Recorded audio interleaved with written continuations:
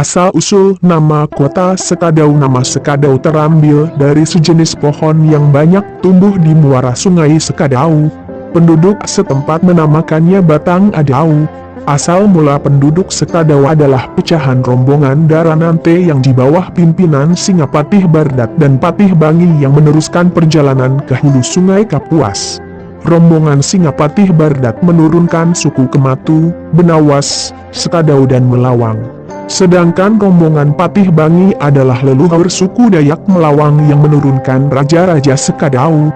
Mula-mula kerajaan Sekadau terletak di daerah Kematu, lebih kurang 3 km sebelah hilir Rawak. Raja pertama Sekadau adalah Pangeran Engkong yang memiliki 3 putra, yakni Pangeran Agong, Pangeran Kadar dan Pangeran Senarong.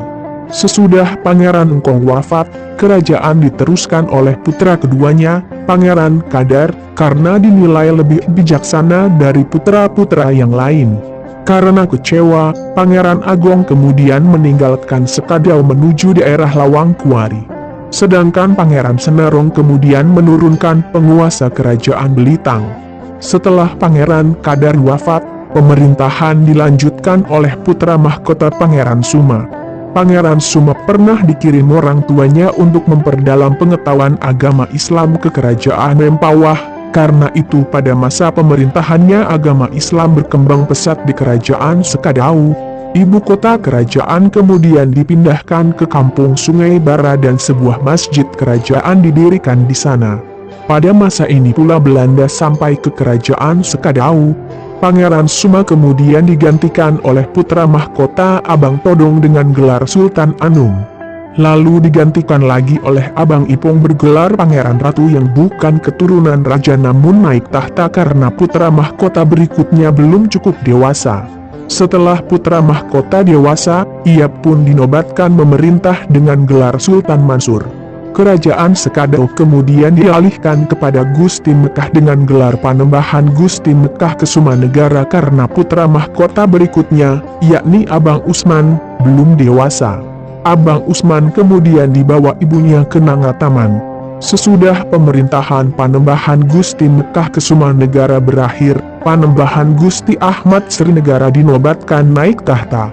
Tetapi oleh penjajah Belanda, Panembahan beserta keluarganya kemudian diasingkan ke Malang, Jawa Timur, dengan tuduhan telah menghasut para Tumenggung untuk melawan Belanda. Karena peristiwa tersebut, Panembahan Haji Gusti Abdullah kemudian diangkat dengan gelar Pangeran Mangku sebagai wakil Panembahan. Ia pun dipersilakan mendiami keraton. Belum lama setelah penobatannya, Pangeran Mangku wafat. Ia kemudian digantikan oleh Panembahan Gusti Ahmad, kemudian Gusti Hamid. Raja Sekadau berikutnya adalah Panembahan Gusti Kelip. Tahun 1944 Gusti Kelip tewas dibunuh penjajah Jepang. Pihak Jepang kemudian mengangkat Gusti Adnan sebagai pembesar kerajaan Sekadau dengan gelar Pangeran Agung. Ia berasal dari Belitang. Juni 1952, bersama Gusti Kolen dari Kerajaan Belitang, Gusti Adnan menyerahkan administrasi kerajaan kepada Pemerintah Republik Indonesia di Jakarta. Juga diatur mengenai kewajiban rakyat negeri terhadap hak orang lain seperti kapal pecah, barang hanyut, melindungi model kejahatan dan berpindah negeri. Yang sangat menarik perhatian di mana Gubernur Hindia Nederland telah berusaha menghapus perbudakan dan pengayauan oleh orang Dayak sebagai suatu kondisi yang turun-temurun. Semula para raja menjadi tuan di negeri sendiri kemudian menjadi tanah pinjaman dari gubernur kepada raja dan seluruh kerajaan. Membatasi segala pungutan dan hasil bumi harus seizin gubernur. Setelah Panembahan Haji Ado Sulaiman meninggal dunia, seharusnya yang naik tahta adalah Pangeran Haji Gusti Muhammad Ali I Surya Negara anak dari Haji Gusti Ahmad Putra Negara. Namun oleh Pangeran Dipati Ibnu yang merupakan putra dari Panembahan Haji Ado Sulaiman Paku Negara, tidak mau menyerahkan pemerintahan, maka kembali Belanda ikut campur tangan. Gubernemen Belanda memilih Pangeran Haji Gusti Muhammad Ali I Suryanegara menjadi raja yang memerintah tahun 1908 sampai 1915, sedangkan Pangeran Dipati oleh Belanda dibuang ke Jawa. Sebagai Mangkubumi diangkatlah adik dari Panembahan Haji Sulaiman Pakunegara yang bernama Pangeran Haji Ade Muhammad Syed Pakunegara. Panembahan Gusti Muhammad Ali mempunyai 9 orang putra dan 5 orang putri, yaitu 1. Gusti Muhammad Tahir I Suryanegara. 2. Gusti Ahmad yang bergelar Pangeran Adipati Suryanegara. 3. Gusti Abdurrahman. 4. Gusti Burhan. 5. Gusti Muhammad Arya. 6. Gusti Zainal Abidin. 7. Gusti Syamsuddin. 8. Gusti Abdul Murad. 9. Gusti Terahib. 10.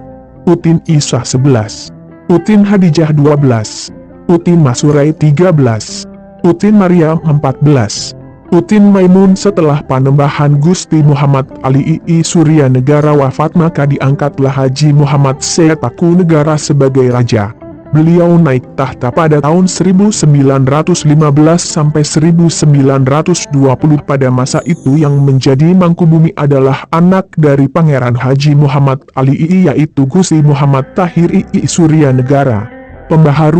Pembaharuan mulai dilakukan setelah Gusti Muhammad Tahir I Suryanegara menjadi raja menggantikan Panembahan Haji Ade Muhammad Syed Pakunegara. Pembaharuan yang dilakukan antara lain dalam bidang pendidikan, dengan mendirikan Gubernemen School kelas V di SD Negeri I Sanggau sekarang ini, kemudian membangun jalan raya yang menghubungkan Sanggau, Ngabang dan Sanggau, Sintang. Pembangunan ini pada dasarnya merupakan perintah dari penjajah Belanda dengan cara kerja Rodi. Pembaharuan juga dilakukan dengan mendirikan suatu lembaga mahkamah syariah atau raat agama di Kerajaan Sanggau yang dipimpin oleh 1. Pangeran Temenggung Surya Igama atau nama aslinya ialah Haji Muhammad Yusuf. 2. Raden Penghulu Surya Igama yang nama aslinya adalah Ade Ahmad Badui. Dari segi hukum adat kerajaan juga terjadi pembaharuan karena pada tanggal 31 Oktober 1932 bersamaan dengan 2 Rajab 1351 Hijriah telah disempurnakan kembali hukum adat kerajaan Sanggau dari 34 pasal menjadi 70 pasal dengan istilah lain hukum adat tambahan yang ditandatangani oleh 1. Raden Penghulu Surya Igama Abang Haji Ahmad. 2. Pangeran Tumenggung Hoof Penghulu Haji Muhammad Yusuf. 3. Panembahan Gusti Muhammad Tahir I Suryanegara. Segala urusan agama tidak hanya dilakukan Raja Sanggau tetapi dilakukan oleh raat agama tersebut seperti nikah, talak dan rujuk, serta hukum waris dan wasiat. Demikian pula dengan penetapan awal Ramadan, fardhu kifayah serta urusan peribadatan di masjid termasuk pengangkatan para imam dan khatib maupun bilal masjid, semua dilakukan oleh raat amma atas nama Raja Sanggau. Jadi kerajaan Sanggau tidak hanya menggunakan hukum adat juga menggunakan hukum Islam. Perkembangan agama Islam terus berkembang dan bertambah maju pada masa Panembahan Muhammad Tahir II. Karena Belanda menyerahkan pengurusan agama sepenuhnya kepada pemerintah negeri atau kerajaan. Hal ini sesuai dengan ketetapan yang diberikan oleh pemerintah Belanda antara lain.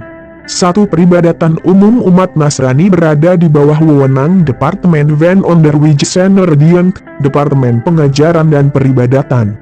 Sedangkan agama Islam diserahkan kepada kerajaan dan bagi daerah gubernemen di bawah wewenang Departemen van Binnenlandse Muhammadaan Zaken. 2. Bidang politik gerakan agama ditampung oleh kantor van Inlandse Muhammadaan Zaken. 3. Mahkamah Islam Tinggi, MIT atau Hof voor Islamatische Zaken dan wewenang Departemen van Justitie.